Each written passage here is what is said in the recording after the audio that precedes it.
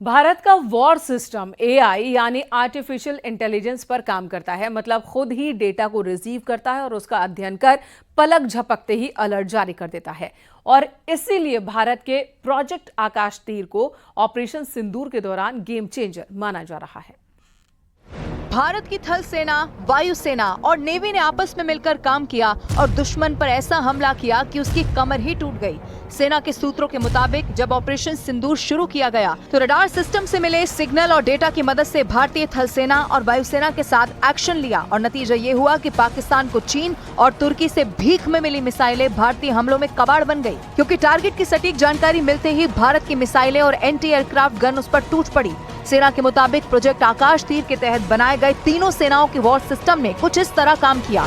जमीन पर थल सेना और वायुसेना के रडार को integrated control and command centre से जोड़ दिया गया था।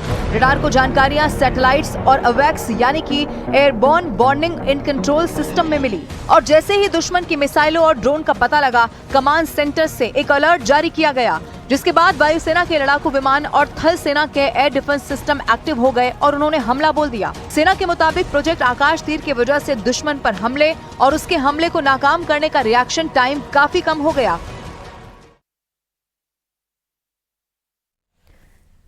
इधर एनआईए ने 2 भगौड़े आतंकवादियों को गिरफ्तार किया। अब्दुल्ला फैज शेख और तलहा खान की गिरफ्तारी हुई है।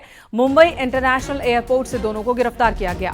दोनों आतंकवादियों पर 3-3 लाख रुपए का इनाम घोषित था और ये दोनों ही आईएसआईएस के पुणे स्लीपर मॉड्यूल से जुड़े थे।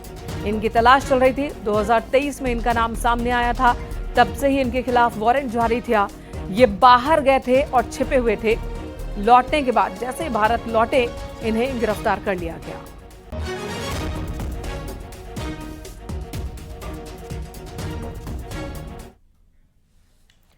आतंकवाद के खिलाफ जम्मू कश्मीर में एसआईए का बड़ा एक्शन देखने को मिला। जम्मू कश्मीर के कई इलाकों में एसआईए ने छापेमारी की। आतंकवाद से जुड़े मामलों में श्रीनगर, बारामूला, सोपोर में रेड डाली गई है। इसके अलावा हंदवाड़ा और गांदरबल में भी एसआईए ने रेड डाली है। आतंकियों को पनाह देने वालों की तलाश में छापेमारी की ये कार्रवाई चल रही है।